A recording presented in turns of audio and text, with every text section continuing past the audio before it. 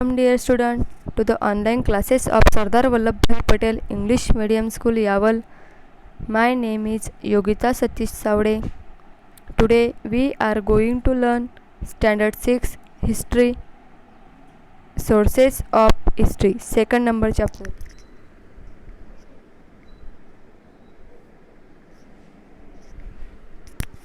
Sources of history. इस chapter में हमें 5 पॉइंट्स का स्टडी करना है। तो सबसे पहले हम देखने वाले हैं मटेरियल सोर्सेस। मटेरियल सोर्सेस यानी क्या? भौतिक साधन, जो कि साधनों के जो प्रकार होते हैं, टाइप्स होते हैं, वो 3 होते हैं।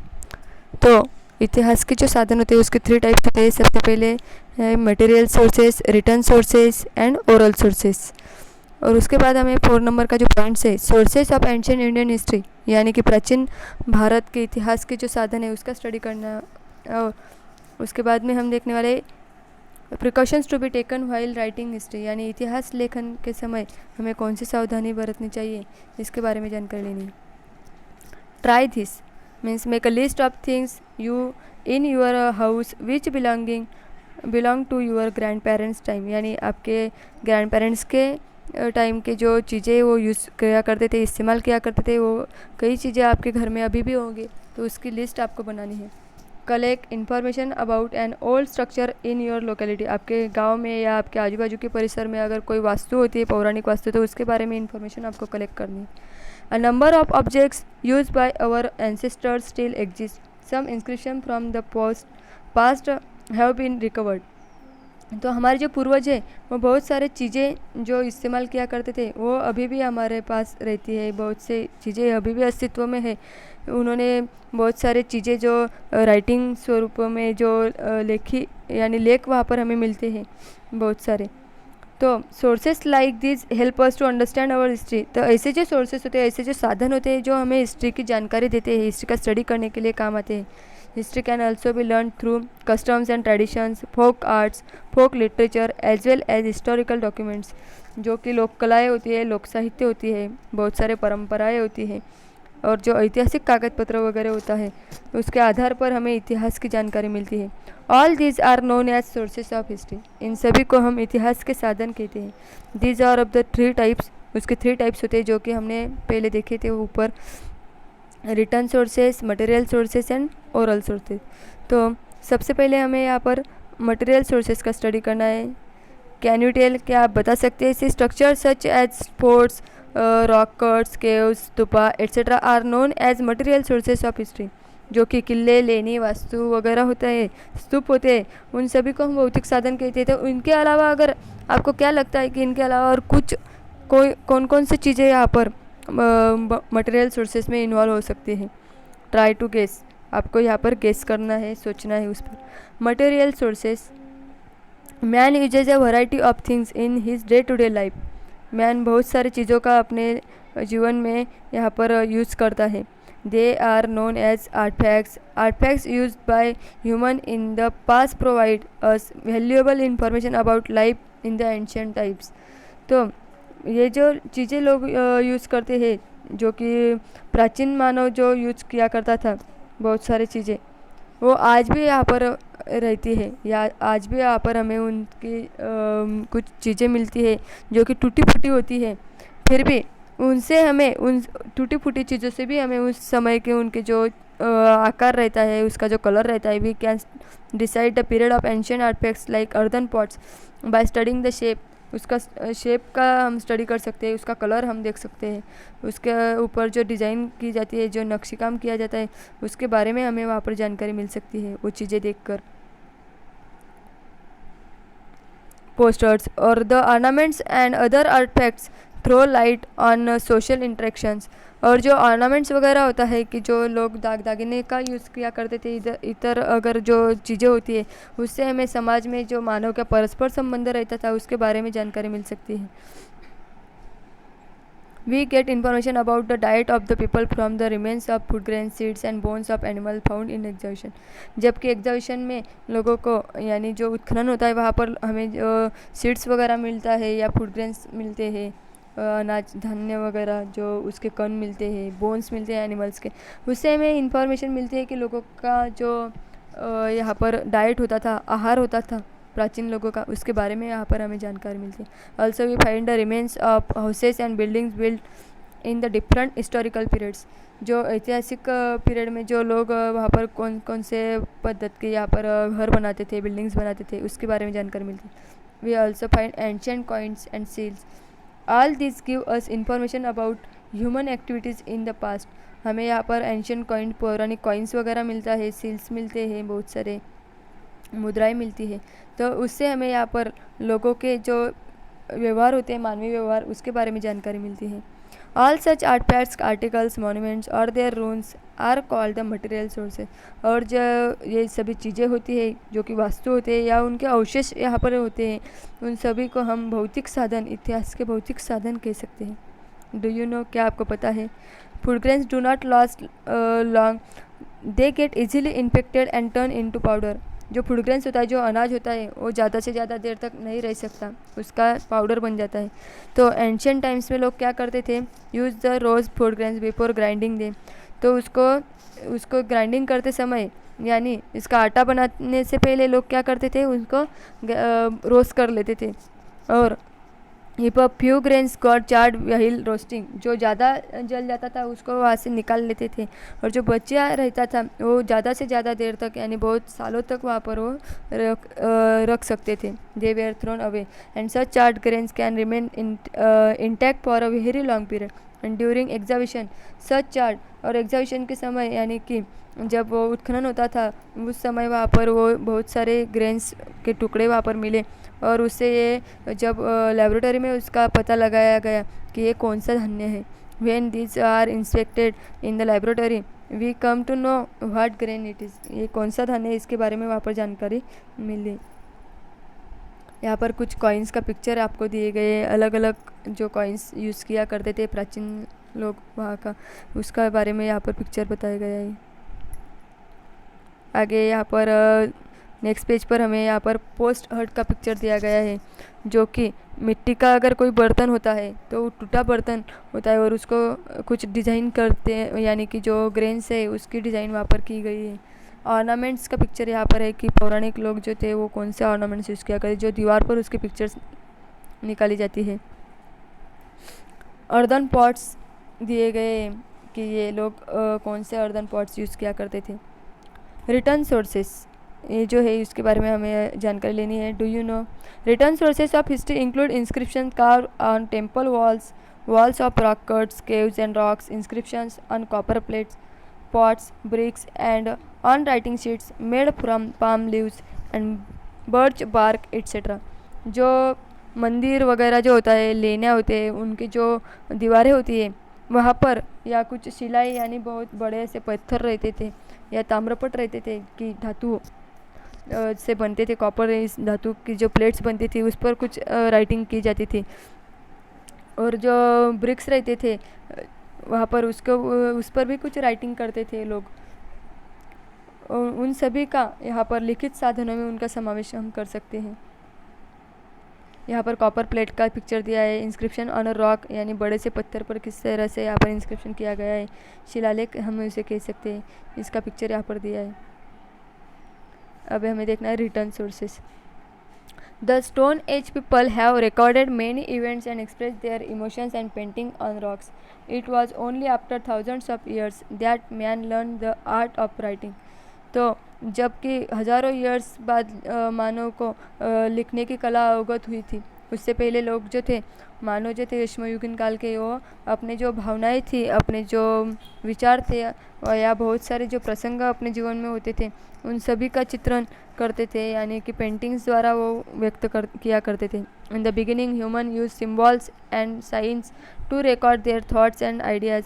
शुरुआत में वो जो लोग थे वो सिम्बॉल्स का यूज़ करते थे, कुछ साइंस का यूज़ करते थे, कुछ चिन्ह प्रतीक यहाँ पर यूज़ किया करते थे अपने आइडियाज़ को, अपने विचारों को चालना देने के लिए, यानी दूसरों के सामने रखने के लिए। However it took thousands of years for a script to develop from this. और उसके बाद वहाँ पर हज़ारों साल लग गए लिखने की जो लिपि होती है वो बनाने के लिए।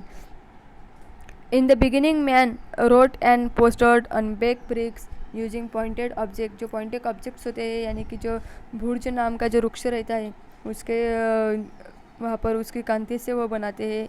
ही ऑल्सो यूज बर्च यानी tree bark to write on, यानी उसका पॉइंटेड बना के उस पर उसका यूज़ करके वहाँ पर राइटिंग करते थे। As his experience and knowledge increase he began to write the different ways. उसका जब नॉलेज बढ़ता गया, उसका जो ज्ञान बढ़ता गया, उसका अनुभव बढ़ता गया, उसके माध्यम से वह अलग अलग वहाँ पर करने लगा, अलग अलग चीज़ें वहाँ पर लिखने लगा। He began to record events to place around him, अपने आजू बाजू में जो घटनाएं घटती रहती थी उसके बारे में वो लिखान करने लगा। और accounts of proceeding of royal courts were also written systematically, जो रॉयल्स कोर्ट्स रहते थे यानी कि जो बहुत सारे दरबारी कामकाज के वृत्तांत रहते थे वो अच्छे से वहाँ पर लिखे जाते थे। मैनी रूलर्स, कुछ राजा के जो ऑर्डर्स रहते थे, जुडिशियल डिसीजंस, डोनेशंस वगैरह, यानी उनकी आज्ञा पत्र वगैरह, निवाड़े, दान पत्र ऐसे उनके कहा जाता है, वो सभी कॉपर प्लेट्स पर या स्टोन्स पर लिखा जाता था। Over a period of time many forms of, बहुत सारे समय में, उस समय में बहुत सारे जो लिटरेचर्स थे वह डेवलप हुए थे।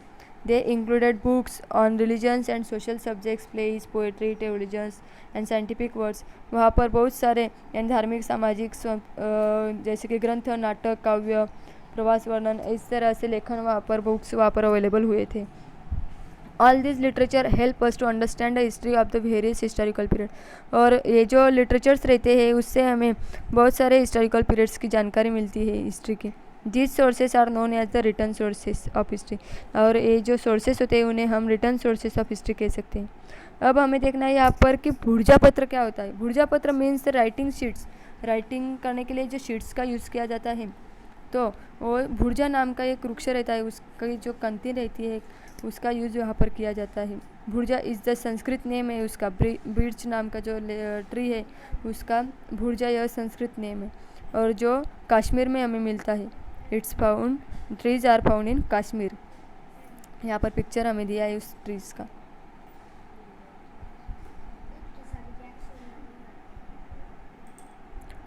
डू दिस, आपको ये करने के लिए कहा गया है। Visit a museum in your locality, write an essay describe the artefacts display there, collect the traditional verses such as ovis. आपके आजू बाजू में अगर कोई म्यूजियम वगैरह होगा, वास्तु संग्रहालय होगा, तो वहाँ पर आपको विज़िट देनी है और उसके बाद कुछ थोड़ा सा ऐसे लिखना है उसका वर्णन करते समय। और जो ट्रेडिशनल वर्सेस रहते हैं जैसे ओवीज जैसे, तो वहाँ पर आपको उसका संग्रह बनाना है। Collect folk songs, present one of them in the cultural programme of your locality.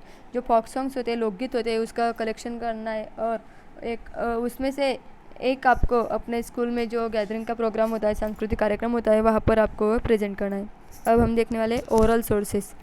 Oral sources यानी ओवीज, फोक सॉन्ग्स या फोक टेल्स जो रहते हैं वो सभी ओरल सोर्सेस में हम कर सकते हैं उसका इस्तेमाल, यानी कि उसका समावेश। जैसे कि similar literature is pass on from generation to generation by word of mouth, यानी कि ओनली हमारे मुंह से, अगर एक मुंह से अगर दूसरा सुनता है, ऐसे जनरेशन टू जनरेशन जिसका यहाँ पर प्रसार होता है, ऐसे जो कहा जाता है उसे हम लोकगीत रहते हैं, जैसे कि लोककथा रहते हैं, उस साहित्य को हम यहाँ पर ओरल सोर्सेज भी कह सकते हैं।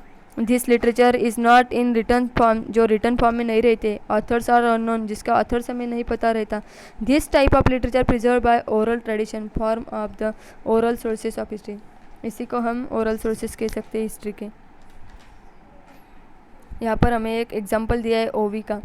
एन ओवी, पांडुरंग पिता रुक्मिणी माझी बया, आषाढ़ वारियेला पुंडलिक आला न्याया, यानी कि जो ओवी पूरा लोग कहते थे, जो प्राचीन काल में जो स्त्रियां रहते थे वह कुछ ग्रेन्स रहते थे उसको ग्राइंडिंग करते थे, जो पत्थर का बना होता था ग्राइंडिंग, उस पर वो ग्राइंडिंग करते थे, जाता बोलते हैं उसे मराठी में। उस पर वो ग्राइंडिंग करते समय ऐसे भजन, ऐसे ओविया गाया करते थे। Lines from a folk song, कुछ फोक सॉन्ग के लोकगीतों की कुछ लाइन्स है, जैसे कि उज्जैन का जो राजा है विक्रमादित्य, उसके बारे में वहाँ पर लिखा गया है। महानगरी उज्जैनी लई पुण्यवान दानी, तेथे नांदत होता राजा, सुखी होती प्रजा, तिन्ही लोकी गाजा वाजा, असा उज्जैनीचा विक्रम राजा। तो विक्रमादित्य जैन जो नाम का जो राजा थे, उनके बारे में यहाँ पर जानकारी दी गई है। यहाँ पर आपको sources of ancient Indian history दिए, जैसे कि material sources, return sources and oral sources, उसके टाइप्स है।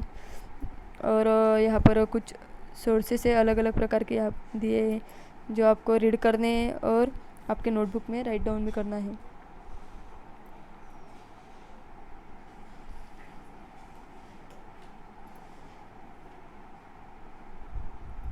4 नंबर का पॉइंट है हमारा sources of ancient Indian history. प्राचीन काल में जो सोर्सेज यूज़ किया करते थे वो कौन से थे?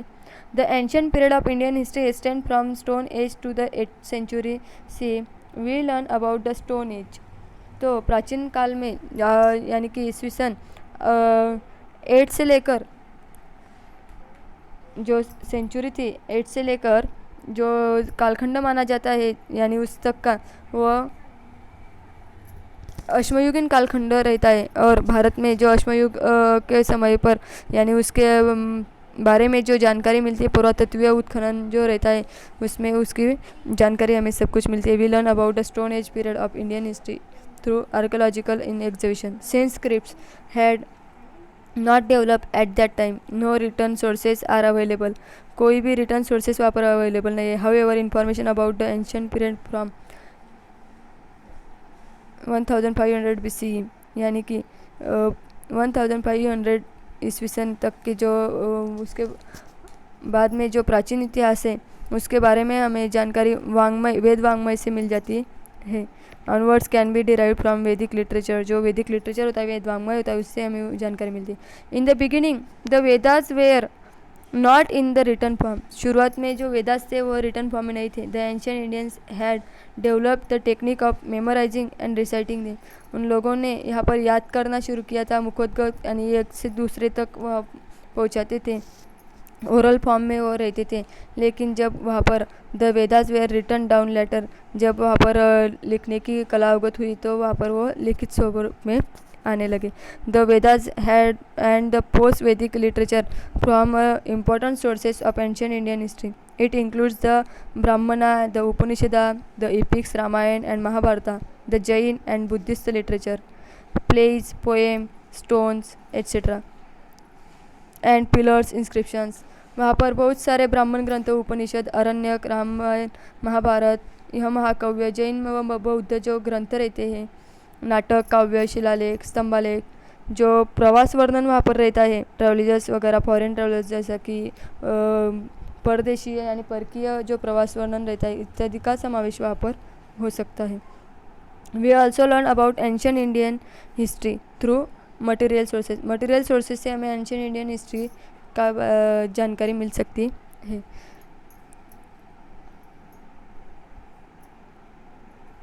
Like archaeological remains, ancient monuments, जैसे कि कॉइन्स वगैरह होता है, उसके एग्जीबिशन में जब मिलते हैं उत्खनन में, उससे हमें उसकी जानकारी मिलती है। 5 नंबर का पॉइंट से हमारा precautions to be taken while writing history. इतिहास का साधनों का जो यूज़ हम करते हैं उसके समय हमें क्या सावधानी बरतनी चाहिए? तो written documents can not be said to be authentic just because it is old, it needs to be examined critically as to who wrote it. यानी कि अगर हमें कुछ लिखित पुरावा अगर कुछ मिल जाता है पुराना सही, तो हम यहाँ पर वो विश्वासार्ह होगा ही ऐसा नहीं होता। तो इसलिए हमें ये किसने लिखा है, यानी क्यों लिखा हुआ है, यानी कब लिखा है, इसके बारे में जानकारी लिखनी जरूरी होती है, देखनी जरूरी होती है। जैसे कि the conclusions drawn on the basis of various genuine documents have to be cross check and corroborated. मतलब कि जो विश्वासार्ह ऐसे जो साधन होते हैं उसके आधार पर जो निष्कर्ष हम एक दूसरे के साथ वहाँ पर पड़ताल उसकी करनी चाहिए। Check and corroborated with one another, एक दूसरे के साथ उसका हमने चेकिंग करना चाहिए। And such critical analysis is very important in the writing of history. और इतिहास लेखन करते समय चिकित्सकता से वहाँ पर उसका एनालिसिस करना बहुत ही महत्वपूर्ण होता है। इस तरह से आपको ये पूरा लेसन समझ में आया होगा। जो कि हमने देखा कि राइटिंग हिस्ट्री, जो हिस्ट्री का लिखन करते समय कौन कौन सी चीज़ें हमें ध्यान में रखनी चाहिए, यानी उसका स्टडी करते समय। और व्हाट विल यू डू, यानी आपको क्या करना चाहिए। You have found an old coin, keep it to your safe, give it to your parents and give it to your museum.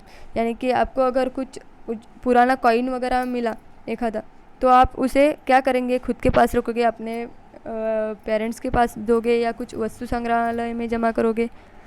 तो मुझे लगता है कि आपका आंसर लास्ट वाला होगा कि आप वस्तु संग्रहालय में उसको जमा कर देंगे आपके पेरेंट्स की सहायता से। तो आपके समझ में ये लेसन पूरा का पूरा आ गया होगा। Thank you dear student, please like and subscribe our channel.